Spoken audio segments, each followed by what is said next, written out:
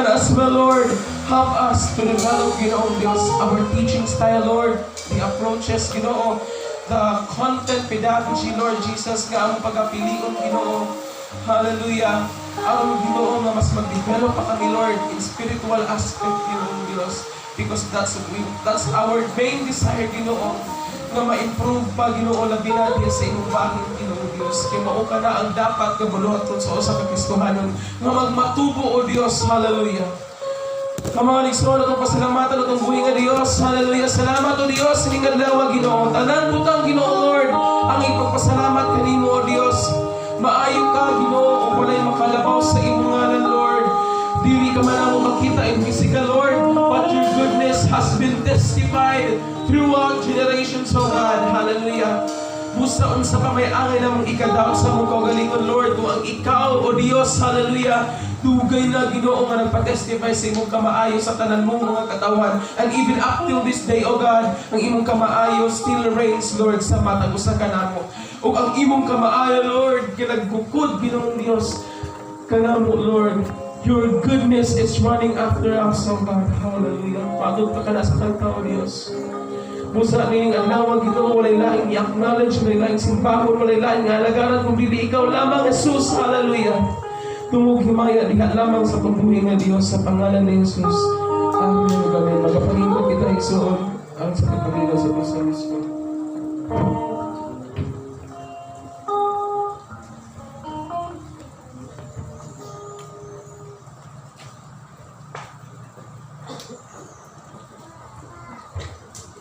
Praise God, hallelujah.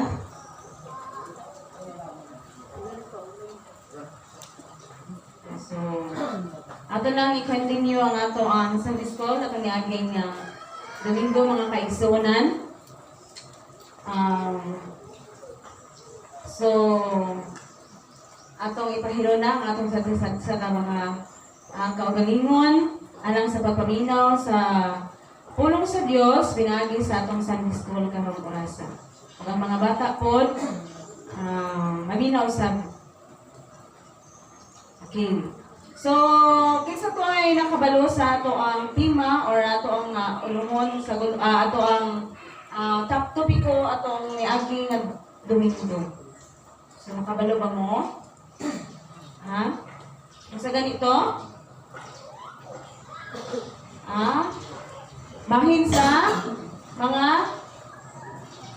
Bahin sa mga saad sa Dios, no?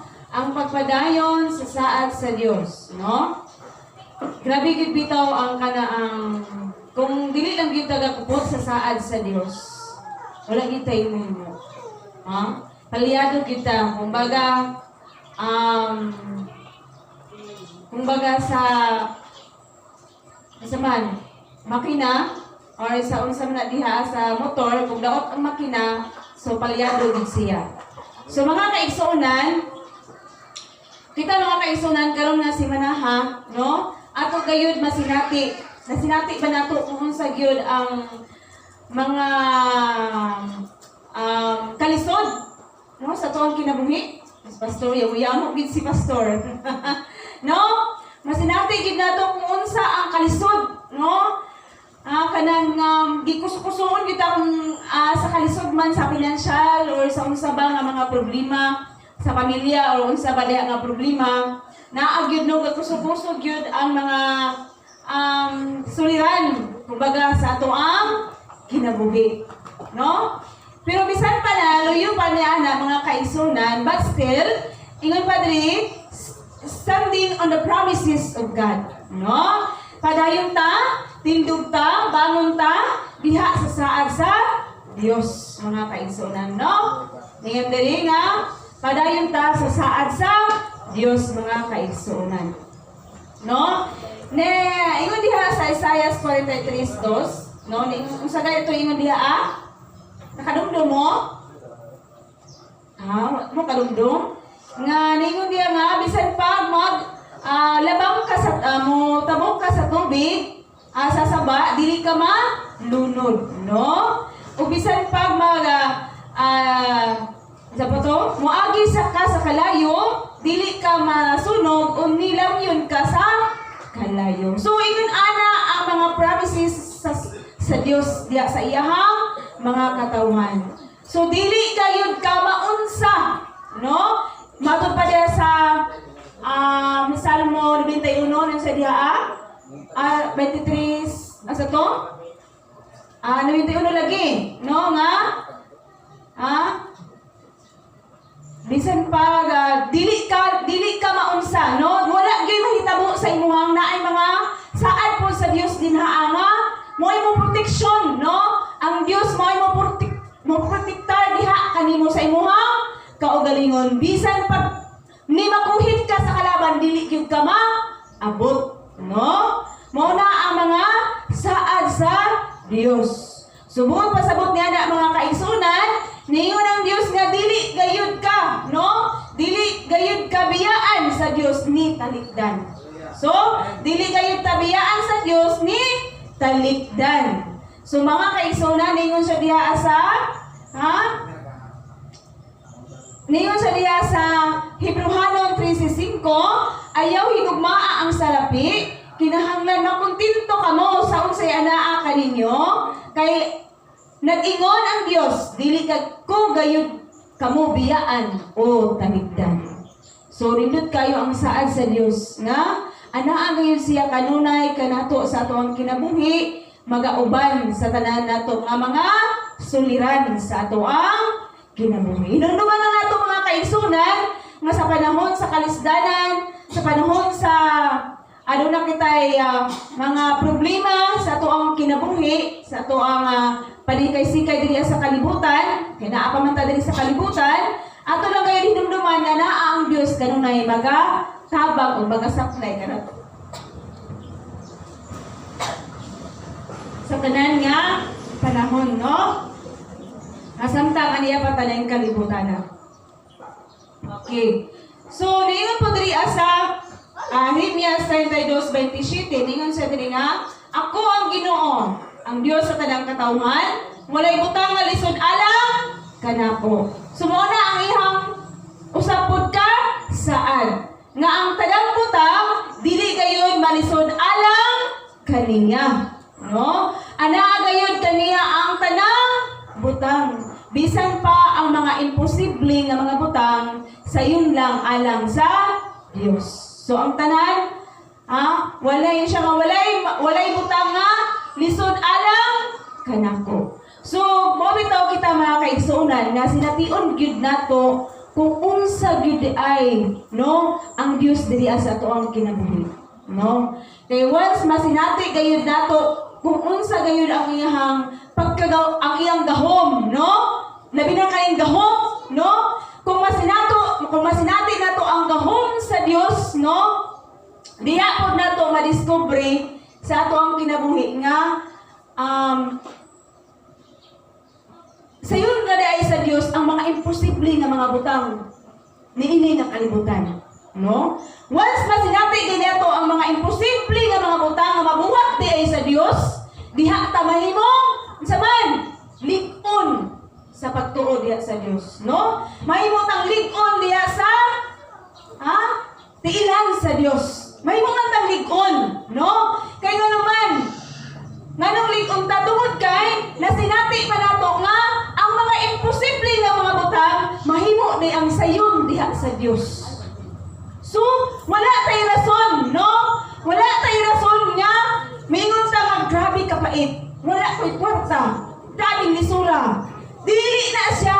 Wala tay rason nga ato na siyang isulti. Tungod kay naaman ang Dios na imong mga diskubre kung unsa di ay kagamhanan ang Dios diha sa imong kinabuhi. Kuha ba na to? Okay. Ningon pa gyud siya diha sa episode 3:20, no? Actually ako naman gud siyang gidiscuss atong niagi nga Domingo, no? So ako lang po ning hinahinayon pag asa na patutaman, no? Ningon siya diri sa episode 3:20. Ano siya? Daygon ta ang Dios kan sa gahom aniya kanato nga maoy nakahatag og labaw pa kaysa atong pangayoon. O zaman hunaon. Okay, so dili aman ta ato taman, no? Nga tungod sa Dios, no? Tungod sa atong Dios nga mao ang na atong gialagahan, nahimo kitang madaugon o nagmalampuson kita sa atong kinabuhi. So ang mayon kay nato nga daygo nato ang atong buhing Dios kay tungod kay siya ang naghatag sa tanan nga bisan pa nga wala nimo pangayua o wala na yan nimo una kabalo na siya ni anang tanan. So mo na giingon nga sa ato ang kinabuhi, nga samtang buhi pa ta ato gyud wa gyud tay lain himuon kun dili magadayeg o magasimba lang gayud kita sa atong buhi nga Dios, ato lang gid siya nga hatagan og mga butang nga makapahimuot diha sa iyahang tigilan or diha sa iyahang pagkagamhanan mga kaisunan, Ningon diri sa John 16:33, Niya siya nga, gisulti ko kini kaninyo, aron makabaton kamong kalinaw, Pinaagi sa inyong pagkahiusa kanako, siya. Paantuson kamo sa kalibutan, apan ayaw kahadlo, kay nabuntog ko na ang tanan. So mga kaisunan, kining kalibutan, aduna gyud mga pag-antos. Samtang buhi pa ta, bisan pag naglunang ka diya sa salapi, aduna gyud mga pag-antos. Pero ningon ang Dios, ayaw kamo kahadlo, kay nabuntog ko na ang kalibutan. Sumunay ato ang panagang. Kung baga, aduna tay mga kalisod nga ato ang masagubang sa ato ang kinabi or naatay mga na sinati or nato nang nasugatan nga mga kalisod sa ato ang kinabuhi. Kay ningon siya, ayaw kahadlo kay nabuntog ko na ang kalibutan. So pagkanindot kayo mga kaisunan sa mga saad sa Dios, nga ningon siya nga dili daw kuno ang promise sa Dios diri sa paglakaw nato diri sa kalibutan, dili siya ingon nga hapsay hapsay nga pagpahimutang sa Dios nimo diri sa kalibutan. Kun ningon siya nga daghang mga kalisdanan, nga atong maagian labi sa mga iyahang mga kaanakan, Pero ningon siya sa iyang promise nga ayaw kahadlo kay nabuntog ko na ang kalibutan. Ningon pag siya diri sa Salmo 34:14, ningon siya, daghang kalisdanan ang antuson sa matarong. Naanak gid siya. Apan luwason siya sa Ginoo gikan niining tanan. So ayaw lang mo pag-focus dihang daghang antuson sa kalibutan, ang mga matarong. Atong hinumduman nga ningon siya nga apan luwason siya sa Ginoo gikan niining tanan. So hinumduman nato mga kaigsunan, basta naalang gayud ka diha sa atong buhi nga Dios, iya gyud tang luwason diha sa kalisdanan. So walay malisod alang sa mga matarong, alang sa mga kaanakan sa Dios. Ningon diri nga tinuod gid itong nakoy nanunggan ba? Si Pedro bito ningon siya nga. Dili nato pasudlon or dili nato i-recognize, ang mga buhat sa kaaway, Ningon siya nga dili nato pasudlon sa atong kinabuhi ang kalisdanan or unsa pa diha nga mga problema, sa ato ang kinabuhi kay matud pa aron para dili pud malantaw sa Dios ang dagan sa imong mga palad sa imong kinabuhi. So mo nang gikaingon ko gaina mga kaigsonan nga sa ato ang kinabuhi, kinahanglan gid ay nga dili nato i-accept ang mga negative nga mga butang, ang mga buhat sa kaaway, dili gid nato na siya i-accept or dili nato na siya dawaton sa tuwang kinabuhi. Tungod kay kita mga anak mangjud sa tubig nga Dios, ang ato lang i-recognize mao ang kung unsa kamaayo ang Dios, kung unsa pagka manggiluluyon ang Dios kanato.